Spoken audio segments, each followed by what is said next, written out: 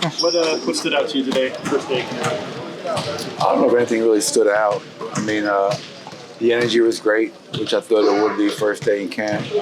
I wasn't really sure what to expect from our veterans, but they were really good today. Their energy was good.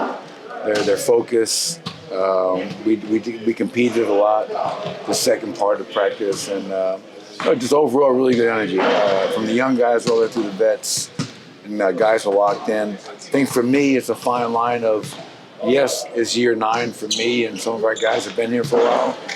So you want to just think you can skip steps, but you can't do that. Making sure you stay true to the process, teach, get your reps in, correct things, and as always, I think you've heard me say it every year, Adam. Offensively, guys are playing way too fast. Got to slow down a little bit, but overall, really good first day camp. Jokic is, a savant, a basketball savant. You got a lot of veterans, high-level veterans on the team. How do you get them to not skip steps when they can do basketball in their sleep? Well, just by having the drill work, the repetition. You know what I mean? Like, it would be really easy for me to say, well, we don't have to work on our shell drill because we won a championship. We don't have to work on this, and that's never going to be the case. We're going back to our basics and building from there the core principles, the core foundation of what we do, and we expand on that as training camp goes, not just here in San Diego, but throughout the entirety of our preseason as we lead into our season opener against LA, I believe it's 21 days. So I think it starts with me and my approach and making sure that all of our practices are built and structured in a way where we are demanding our guys to do the most basic things, repetition, repetition, repetition. How do you, just generally prepare for, what's to come? Because, this is the first time you guys have, actually hunted from the rest of the league. By working, by not skipping steps, by understanding that what happened last year is over. We can't live in the past. As great as it was, as historic as it was, the first one in 47 years, we all enjoyed it. I can't wait for opening night because once they raise that banner and we get those rings, now it's over. That puts the end of the last season, and it's a responsibility that we have. We're going to try to be a team that can repeat. We're going to try and be a team that can be a dynasty like Golden State, like San Antonio. We have to have a standard of excellence each and every day. And it's my job to make sure that we're living up to those standards and holding guys accountable when we're not. How much can a full summer with your team, a training camp with your team, help a guy like Reggie, compared to when he just came in late last season? Yeah, I think, Reggie was really good today. Reggie had a great offseason, was in our gym a ton, Harrison. And as I mentioned during media day, not just working on his own craft, but helping Jalen and Colin and Julian and Hunter and all the other young guys around. That's the kind of person and player that he is. But I think just from a comfort level, when you come into a team with maybe 25 games to go, learning a terminology, learning a philosophy, both offensively and defensively, that's hard. Good thing is that Reggie's a veteran, he's a pro, he's been around the block a few times, and but now having a training camp with us and being around our coaches for as long as he has been, that's only going to allow him to be that much more comfortable to go out there and run his team and to play and not to be thinking about what's the play call, what's our defensive coverage. He can just go out there and play his game. And I think the Reggie Jackson I've seen all summer long, I think he's more than ready to come in here and help this team coming off of our bench.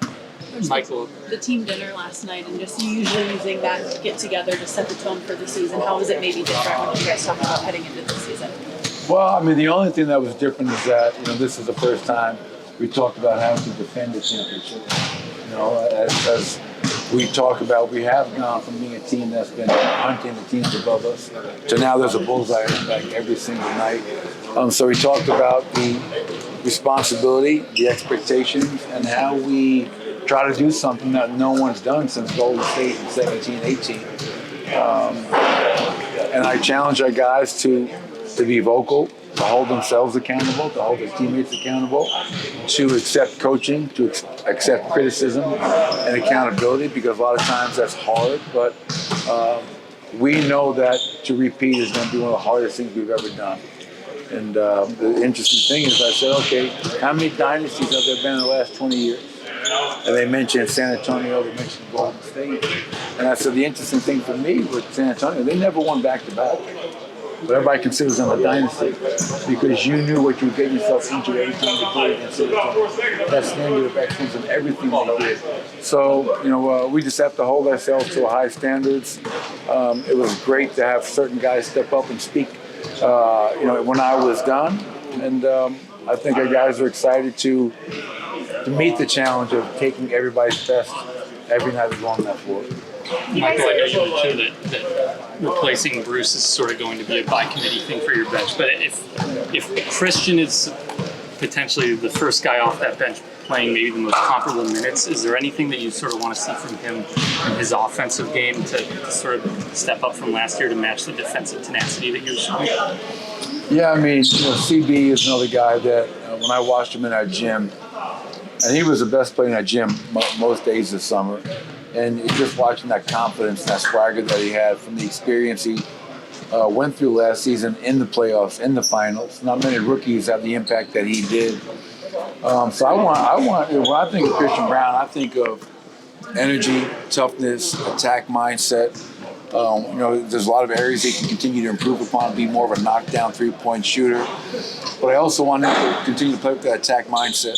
One thing I told our guys last night. And we're an elite paint team, and we were fourth in three-point field goal percentage, but we're like 20th in attempts. I still want us to play with an attack mindset, and Christian does that.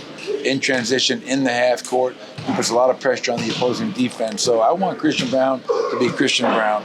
He's obviously going to be a really important piece coming off of that bench, and we need some other guys ready to contribute off that bench along with he and Reggie and whoever else. You guys are back in San Diego again. Do you think there's anything in particular about training here in San Diego that kind of set you guys up for success and got you guys on the right foot last season? Yeah, well, it worked well last year. And so we're hoping that the air, the water, the beach, whatever it might be, continues to be a real positive for our group. But I think this is the fourth time we've had training camp in San Diego. 1 year at San Diego State and now 3 years here at UCSD. And for me, you just got to look around this gym. We have 5 full courts, which is 4 more than we have in Denver at the moment. So just to come out here and have all this space for 21 players in camp, and it doesn't hurt that we're staying at a beautiful hotel in a beautiful area of the country. And it just breeds a lot of positivity and allows our guys to come together. Training camp isn't just about what we do on the court. It's also about what we do off the court. And guys spending time with each other, I think is an invaluable part of us being a real family. I was surprised to see your predecessor, Melvin Hunt, in the building today. What's your relationship to him, and what was the purpose of bringing him in today? Oh, well, he's so Mel and I we worked together in Cleveland for 5 years with Mike Brown. So, Mel's like family. His son Miles was here. I love Melvin. It's obviously, I came in after the Bryant show, Melvin Hunt regime. But, when you spend 5 years with a coach like Melvin in Cleveland, we stay in touch. And, he was in the area. I believe his wife Carmen has family in the area, and he asked if he could come by. And I always want to open up practices to any coach that wants to come in and watch. So, but yeah, Melvin was in the area and he wanted to come watch, and I'm glad he was able to do that and to reconnect with him. Thank you, Coach. Thanks, Coach.